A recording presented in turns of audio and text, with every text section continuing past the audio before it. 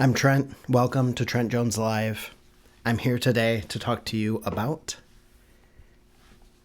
ARDBEG 10 Cask Strength.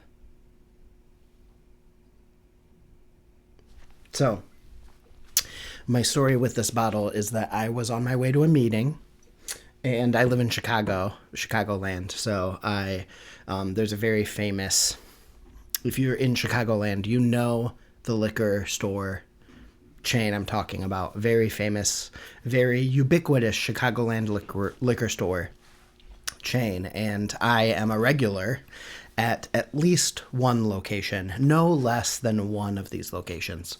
But I was going to a meeting in a different town, and so I realized on my way there that I was actually, the meeting was an hour later than I expected.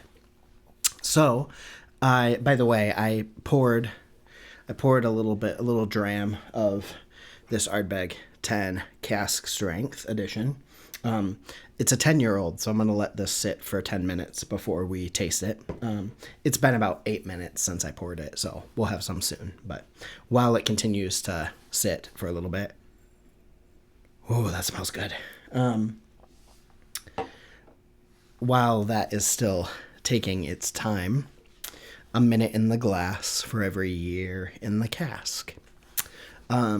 So yeah, I realized on my way to this meeting that it was actually an hour later than I expected. So I was like, what am I going to do to pass the time? Let's go to insert liquor store chain. I don't know. Maybe I could talk about it. I don't know.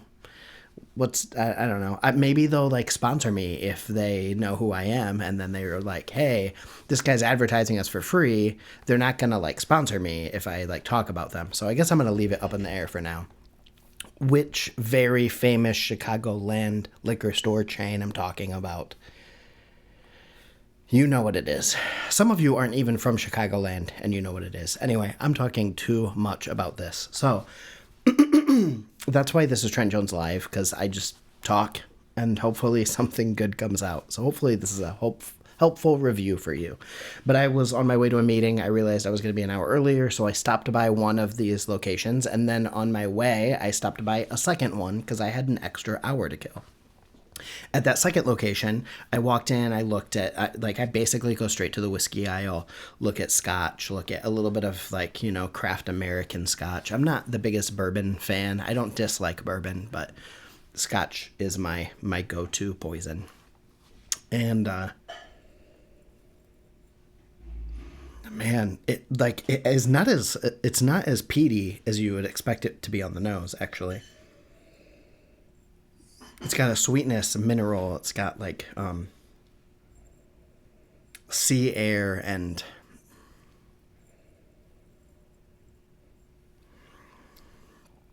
a little bit of grilled pineapple in there. It's very mineral-y, sea salty, slate. Anyway, so I was walking around, and I went to the first Benny's, and I was like, I'm not going to get anything. I'm just there to look. And I walked through and just looked successfully. I got to the second location, and I was looking around, and I wasn't going to get anything. And I was like, I'm so proud of myself. I'm not going to get anything. And then I turned around, and then there was this shelf of stuff that was discounted, and there's some good stuff in there. There was a lag, not Corey Cravey. What's it called? Oh, it's so good. Lag Kilmori. This stuff is wildly delicious if you haven't seen this. It's very young, but it is amazing. I saw some of this 50% off, and I was like, I could buy a second bottle of this. I didn't. I was actually quite proud of myself because I didn't buy anything, and I looked at this discounted shelf filled with things I would love to get, and I was so proud of myself for not getting anything. Man, there's some fresh fruit in here too. Grilled pineapple and maybe some melon in there. Sweet, some there's definitely peat in here, but it's not what you would expect. It's salty. It smells salty and fresh. but not nearly as peated as you would expect from a 61.7% alcohol by volume Ardbeg. So, yeah, I was like, I am leaving my second minis for the day without buying anything. And I turned and I saw this on the shelf and it had a red dot on it and a sign under it that said one per customer. And I looked at it once and I did a double take and I was like, that's the ARDBEG 10 cask strength. There were 2 bottles left. They had the red dot, one per customer. And I literally said out loud to myself, I really wish I hadn't seen this. And the reason why is because this is the first time, to my knowledge, that the ARDBEG committee has ever released a cask strength of their 10-year-old. I have a nearly gone, I don't know if you can tell, but it's pretty empty, classic ARDBEG 10, which is 46% and is fine. It's not my favorite ever, but it's good. But I was like, I have to get this. This may be the only time they ever release this. They've never done it before. They may never do it again. It's a special release, special ARDBEG committee release. It was the most requested ARDBEG committee release that has ever been. And I was like, I may never have a chance ever to even try this, let alone to own a bottle. So I bought it right in the moment. I'm glad I did. Let's talk about it a little bit. So ARDBEG, I'm iffy on. I like ARDBEG Ugadal. Ugadal's back there on the shelf. This is my collection that I have for YouTube because it looks cool. I have more elsewhere, but this is my YouTube little background because I'm working on YouTube. So,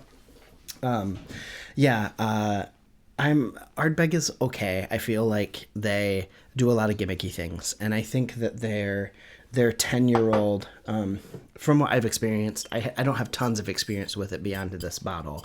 I feel like this bottle is fine. I've heard a lot of people say it used to be better. I've had some that I think is a little bit better than this. I've had an older bottle, or an older dram, a dram from an older,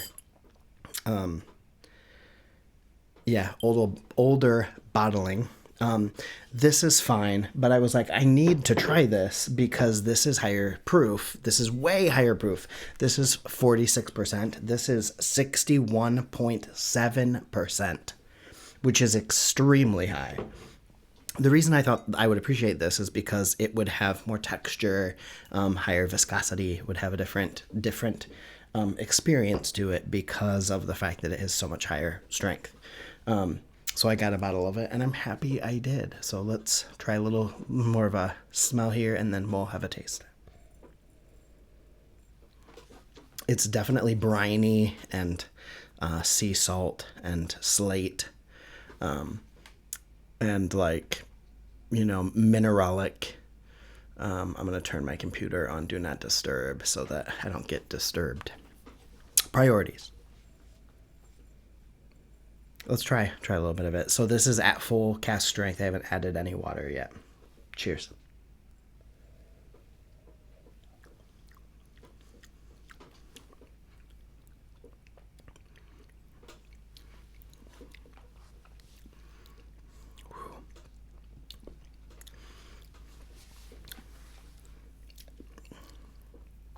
There's some oak up front. Then there's definitely the smoke. I just did a tiny little taste. My first sip is always really small, just to kind of get familiar with it.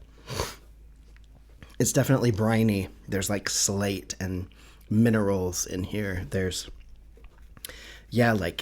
kelp, sea kelp, salty, briny. The smoke is classic ARDBEG 10, but just at higher proof, higher strength. Straight down the middle, campfire. It's not iodine band-aidy. It's also not meaty either. It's just campfire smoke. It's a little bit of wet log campfire, but it's not mossy campfire. It's smoke from logs on the beach campfire.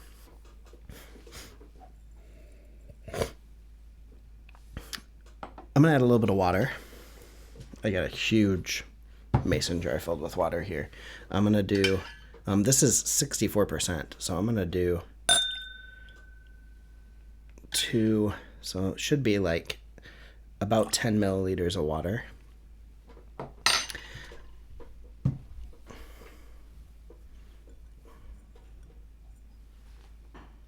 You may not be able to see it, but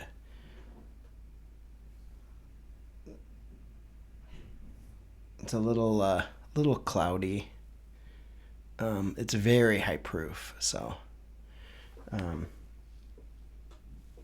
yeah, there's definitely some Scotch mist in there, which is good. It proves that it is actually non-chill filtered.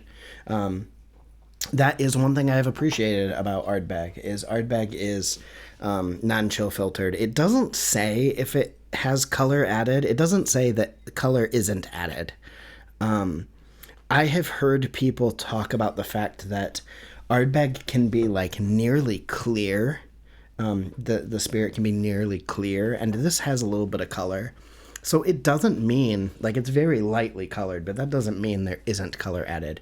Since they don't say there's no color added, I can't be for sure. I think that's something that they should put on the bottle if it isn't. So maybe it's safe to assume that it does have color added. Can I slide that in the shot just like that? Look at that. Wow, you can tell I do video work for a living. So yeah, we're going to let that sit with water in there for a little bit. I'm a little bit iffy on ARDBEG because they seem kind of gimmicky. It seems like they put a lot, they charge a lot for their specialty releases.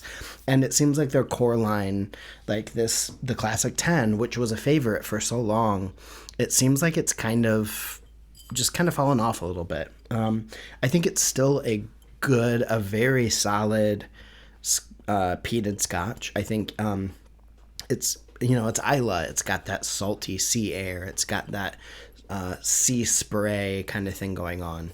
It's not a farmy Highland style peat and Scotch. It's definitely got that sea impact, and so I appreciate it. It's not my favorite. I have Port Charlotte up there by the books over there. Oh my gosh, it's so hard to look and see over there. Port Charlotte. I like Port Charlotte a lot from the Bruichladdich distillery. But yeah, I wanted to get this because I wanted to take a chance. I figured it would be just as good, if not better, than the standard. What's interesting is that it seems like the standard 10 actually has more peatiness to it, which is strange because this is 61%. You'd expect it to be like a punch, but it actually isn't. But maybe once we've added the nose, it will be. Let's see. Added the water. Let's see. It's definitely opened up a lot. This could probably sit for 20 minutes with some water in it, taking its time, because it is definitely, it's so much alcohol. 61% is crazy. So it benefits from the water and it benefits from the time. The thing I love about Scotch is that it takes time. There's nothing you can do to rush it. It takes time to make the spirit. It takes time to make the casks. It makes time to grow the barley. It takes time to do the malting, and then it has to sit in the casks for years. And time is the thing that can't be manufactured. You can't get good Scotch without time. You can't have good whiskey without time. Most things in life, you can't have good things in life that don't require time, typically. And when we try to manufacture things or speed things up or do things quicker, typically isn't as well done. And so that's why I appreciate Scotch a lot. And so giving it time with the water, I think for this Scotch in particular, is going to be really important. But it definitely has more, it's opened up, and it's a lot more phenolic now, the more of that peaty smokiness to it. This is closer to what I expected. With water added, it's closer to what I expected. It's almost like it's so potent at 61% that you don't get the full experience at 61%. I would strongly encourage you to add water to this. Let's give it another shot. Definitely more mineralic. Mineralic. I don't know how you say that word. Mineralic. Definitely more peated. It's more subtle fruit. I feel like the phenolicness is really coming out now. The C is really coming out now. It's less kelpy. It's a little bit more oaky. There's a little bit more, yeah, like oakiness to it as well after adding water. Cheers.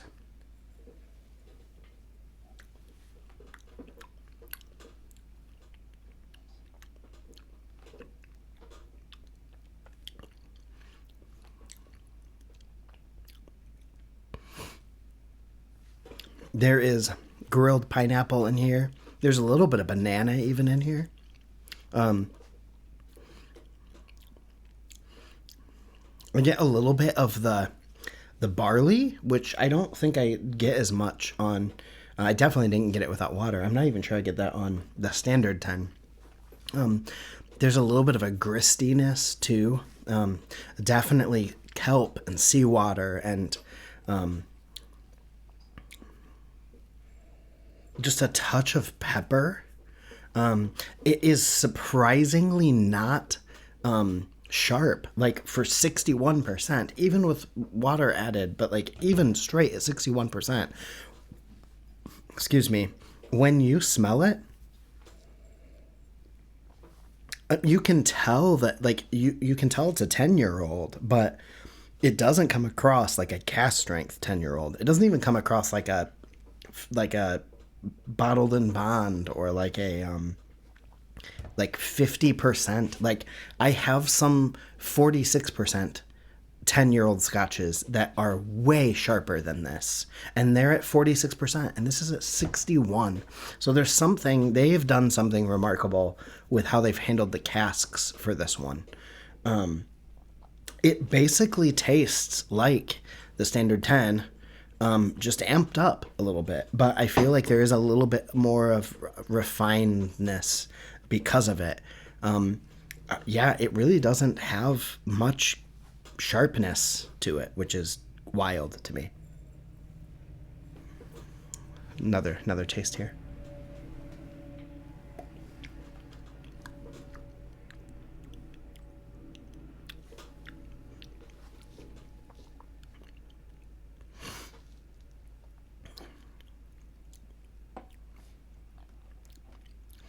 Yeah, there's like some melon in here. There's a little bit of grape, just like a grape sweetness.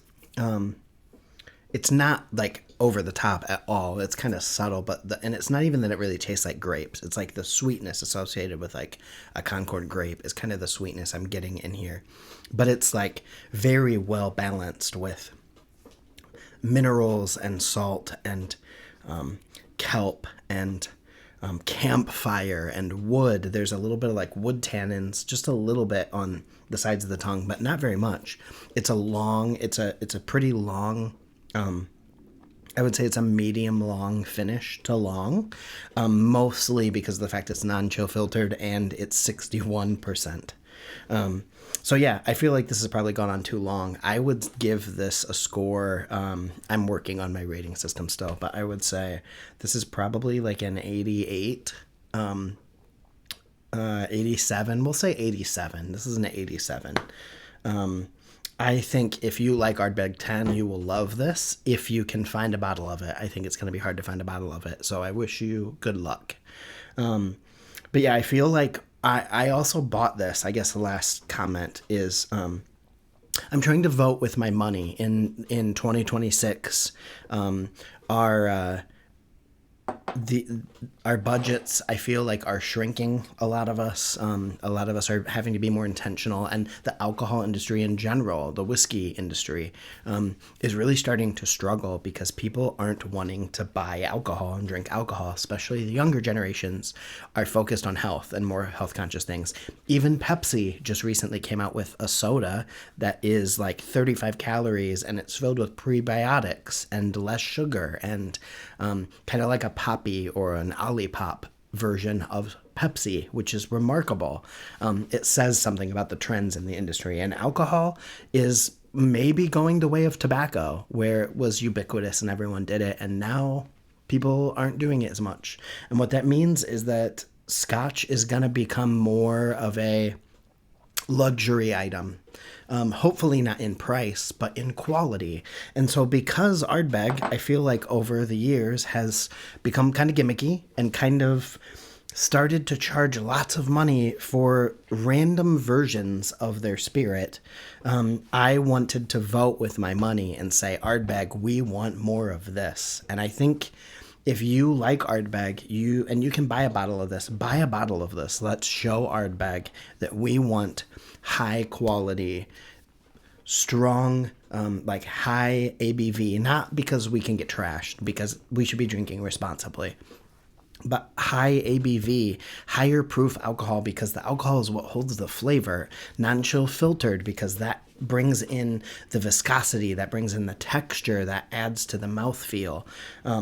And no color added, which, again, not sure about Ardbeg. Let's have one more taste.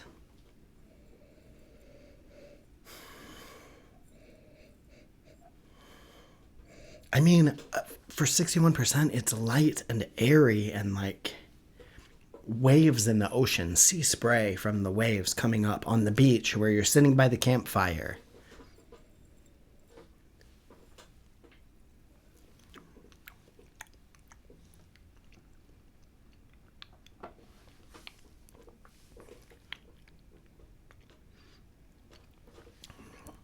There's that Ardbeg lime, too. Ardbeg has this really nice lime note to it often. And this is like a smoked lime. It's delicious. Absolutely. That I love that note. I love the lime note in Ardbeg. It's not something that's very common. I don't encounter lime very often, but I frequently encounter it in Ardbeg, and I appreciate that. Yeah, so I wanted to vote with my money. So I guess if you're interested, you like Ardbeg, go out and buy it. Give it a shot. In Chicago, it was like $99, something like that. It's a lot of money. But for the amount of alcohol, the amount of ABV, the high ABV, it's not a bad deal. And I think you're going to be voting with your money and showing Ardbeg like this is the kind of stuff we're looking for. At some point here, probably soon, because I need to finish this because it is very low in the bottle. I don't want it to oxidize too much more than it has. It probably has a little bit too much already. I'll probably do a comparison between the two. So yeah, I'll do a comparison at some point. But yeah, I guess that's it for my Ardbeg review. I'm gonna give it, we'll give it an 87 out of 100.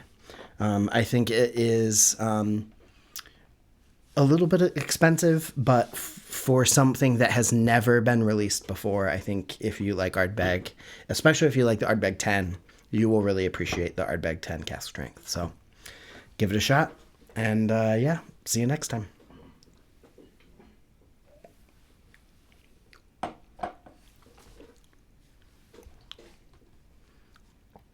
Cheers.